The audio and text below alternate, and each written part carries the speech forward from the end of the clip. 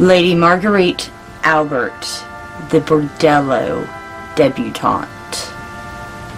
Warning, this episode may not be for children. Fingers down my side. Girl, you look mighty fine. Won't you rub your fingers down my side? Marguerite Alibert's story is one of gritty survival and lucrative sex scandals and sex work. Marguerite was a lady born into poor poverty circumstances and rose up to gain wealth, power, and status through many marriages, a few scandals, and even murder. The orphan sex worker turned debutante, who would be known as the Bordello Debutante. Some call her the Bordello Princess. Marguerite saw love not from a romantic aspect, but as a way to survive and thrive in life, which led her down a very peculiar road. Welcome to Peculiar Occurrences. I am your host, Lilith Nova.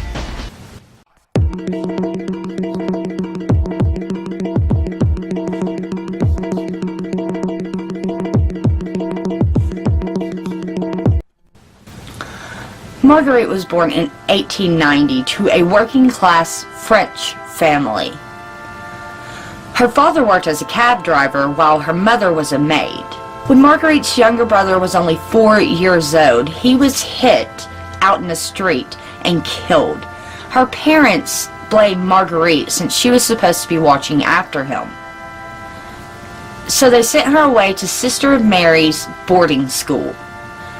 At age 15, the nuns placed her in a home of highly classed people where she likely worked as a maid. And at 16, she was thrown out for getting pregnant by an unknown man. And the daughter that she eventually bore was sent away to live on a farm in central France. Marguerite rarely saw her daughter for the first 7 years of her life.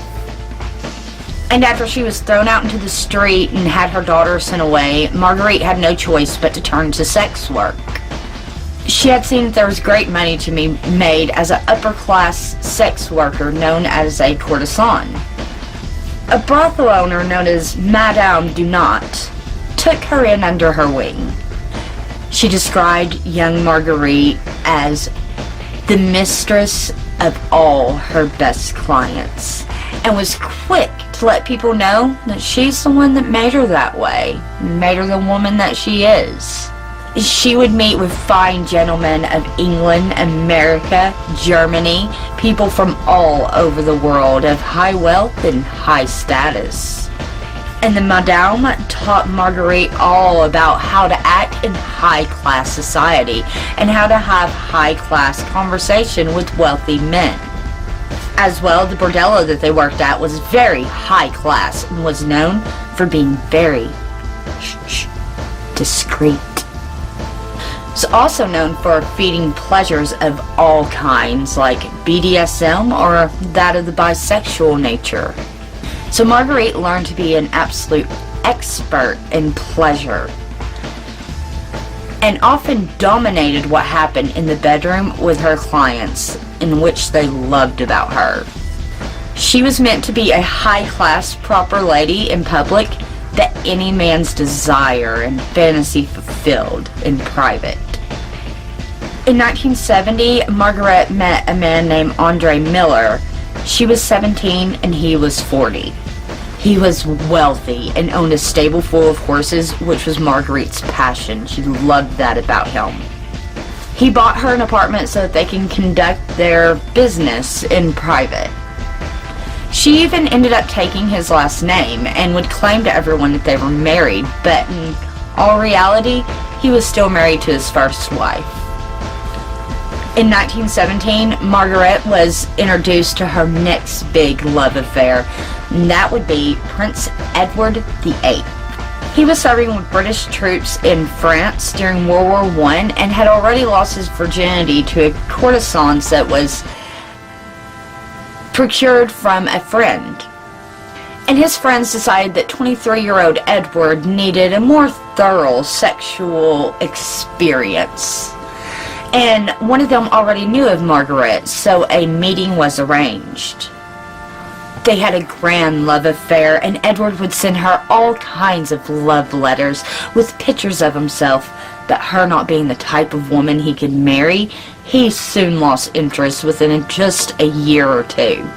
It was said that he would take her for long rides in his Rolls Royce, and that after the affair was over, she may have used the letters and the pictures to blackmail him for money.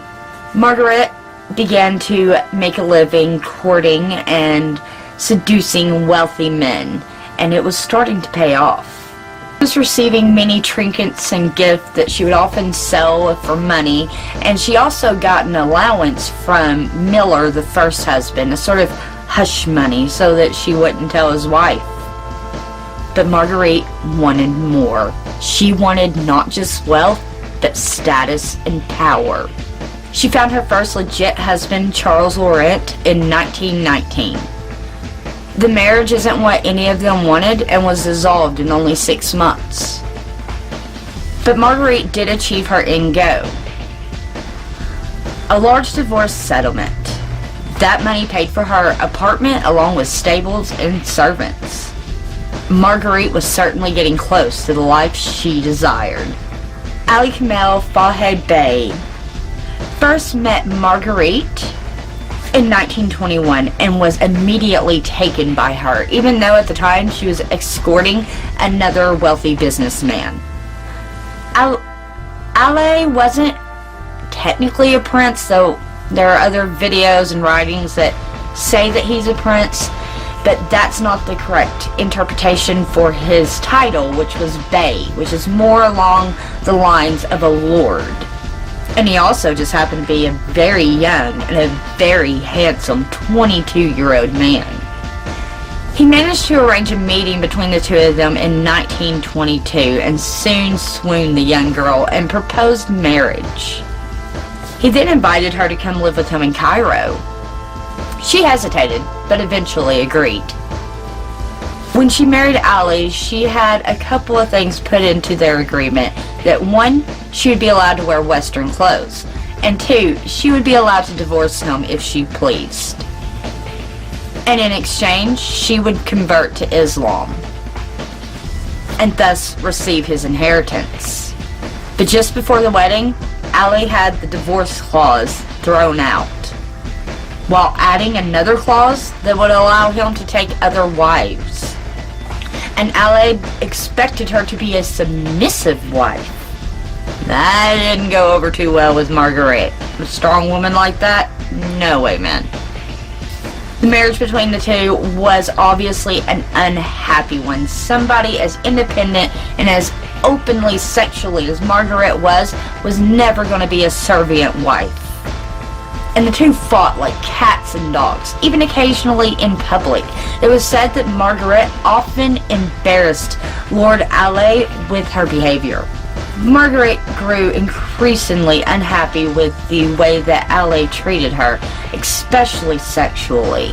There were rumors around Cairo about him being a homosexual, which was illegal at the time. Marguerite even reported to a doctor at one point that she had been torn during unnatural sex, and asked the doctor to make a report of, which he refused to do, it being a Cairo doctor and her husband being a lord.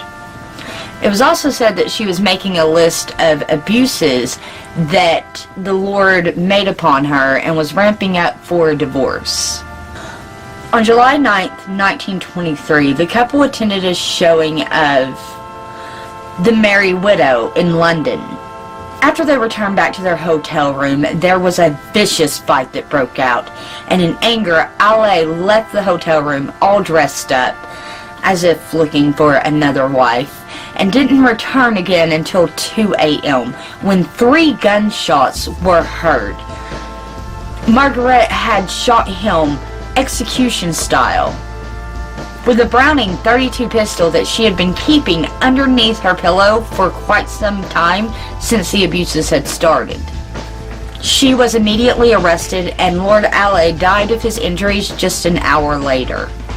And to try to save herself from death or life in prison, Marguerite decided to use the old blackmail card and those letters and pictures from Prince Edward. She used these letters to get the best lawyer and an almost entirely female jury, barely of age. She also used the blackmail to keep the prosecution from bringing up anything about her past as a sex worker. That information was banned in the court.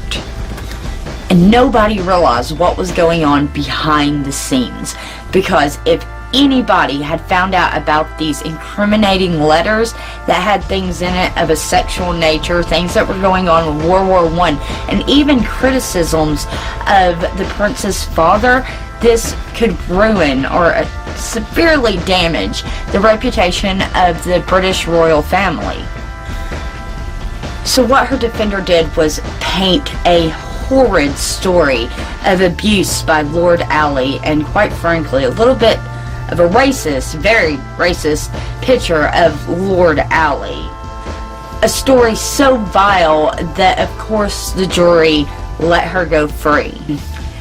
And during her trial in September of 1923, crowds of people lined around the courthouse to watch it take place.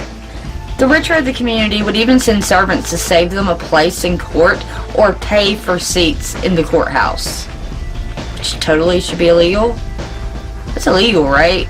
I hope it's illegal. It should be illegal. Due to her connections with such wealthy families, such as the royals, and her being a courtesan to so many wealthy men, all of those people were interested on what she had to say and who she made out in the courtroom. Her court appearance became the event of the season. Thanks to blackmail, a jury in England found her the victim of abuse and let her go free. His family tried to stop her from getting anything that belonged to him after his death, and since there was no will, the case went to court, and there was eventually a settlement made where she did get a portion of his holdings and was able to keep her title as Lady Marguerite. And Marguerite spent the rest of her life living comfortably in Paris. After his death, she moved back to Paris and actually acted in a few French films, and was a little bit still in the spotlight, still courting very wealthy men, until she decided to back away from the spotlight altogether. And she died at the age of 80, still carrying her husband's title. She had successfully turned affairs into business, and after she died, her grandson, the son of the daughter she had left on the farm, ended up finding out that her lavish lifestyle had been funded by at least 5 different men. So what do you think about this peculiar lady? Have you ever heard of Lady Marguerite Alibert, the Bordello Debutante / princess? Honestly, a part of me really feels for everything that she had to go through, and another part of me wonders, after watching the Shane Dawson series, if maybe she could be a sociopath. Hey, they say sociopaths look at sex like a transfer of a business deal. Just saying. And she murdered someone.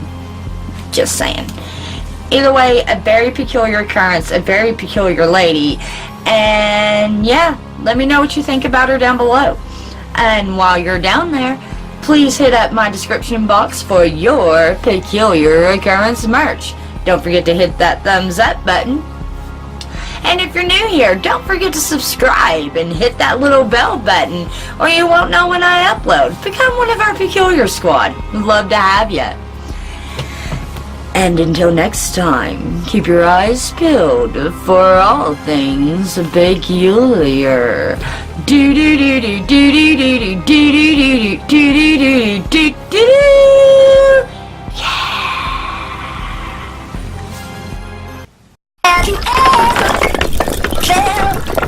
listening?